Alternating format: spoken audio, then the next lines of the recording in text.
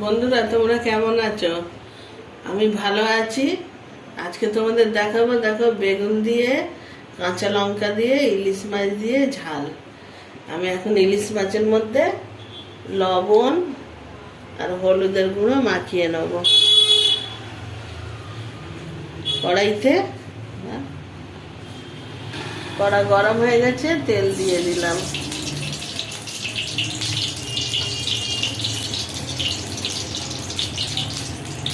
যেহেতু বেগুন আর বেগুন দিয়ে ইলিশ মাছের ঝাল করব, তাই বেগুন ইলিশ মাছ হালকা করে আমি ভাজা করে নেব। প্রথমে ইলিশ মাছগুলো আমি দিয়ে দিলাম কড়াইয়ের মধ্যে। বন্ধুরা দেখো, এক পিঠ লাল লাল করে ভাজা হয়ে গেছে। বেশি তো লাল করবো না, হালকা লাল ভাজা হয়ে গেছে। উল্টিয়ে দিলাম।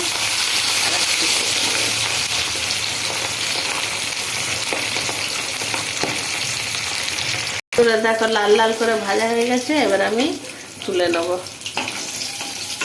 ওই সাথে একইভাবে এই মাছগুলো একসাথে ভেজে নেব।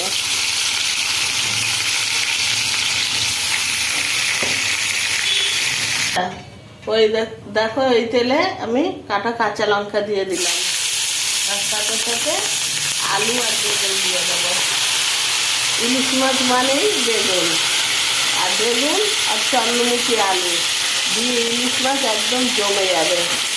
দেখো চন্দ্রমুখী আলু এগুলো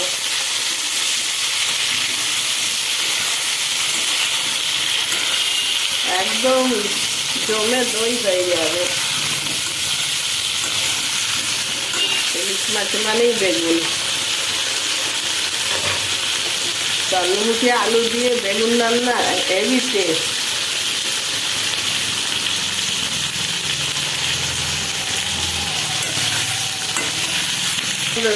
একটু এবার আমি হলুদ গুঁড়ো দিয়ে দেবো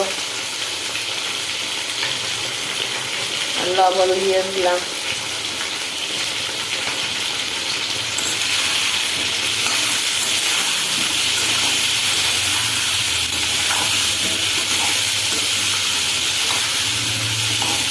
অনেকে তো অনেক রকম ভাবে খায়, কিন্তু বেগুন দিয়ে ইলিশ মাছ এইভাবে খেয়ে দেখো।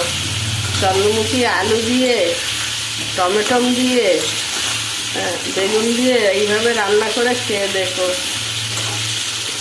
এর যে কি স্বাদ সে মুখে বলা যাবে না। দেখো বেগুন আলু সব আমি ভালো করে ভাজা ভাজা করে নিয়েছি। এবারে ওর মধ্যে এই টমেটো কুচিটা দিয়ে দিলাম। এইভাবে বন্ধুরা রান্না করে খেয়ে দেখো, তখন আমার নাম বলো।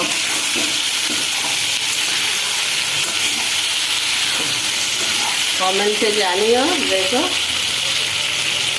এবার আমি জল দিয়ে দিলাম, একেবারেই এই জলটা দিয়ে দিলাম।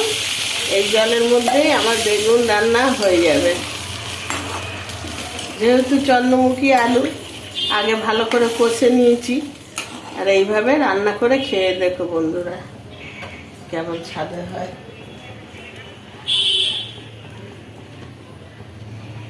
এবারে আমি এই তরকারিটা 5 মিনিটের জন্য ঢাকা দিয়ে দিলাম। বন্ধুরা দেখো তরকারি কালারটা দেখো, তরকারি এত সুন্দর হয়েছে। আর চন্দ্রমুখী আলু তো এই দেখো কি সুন্দর গলে গেছে, দেখেছ কি সুন্দর গলে গেছে। এবার আমি মাছ কটা দিয়ে দিলাম।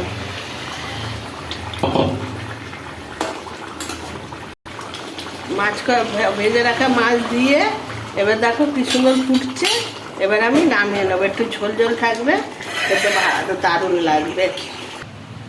বন্ধুরা আশা করি তোমাদের এই ইলিশ মাছ দিয়ে বেগুনের ঝাল ভালো লেগেছে। ভালো লাগলে একটা কমেন্ট করে দিও আর সাবস্ক্রাইব করে দিও।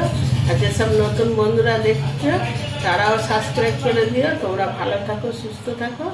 আবার কালকে নতুন ভিডিও নিয়ে আসছি।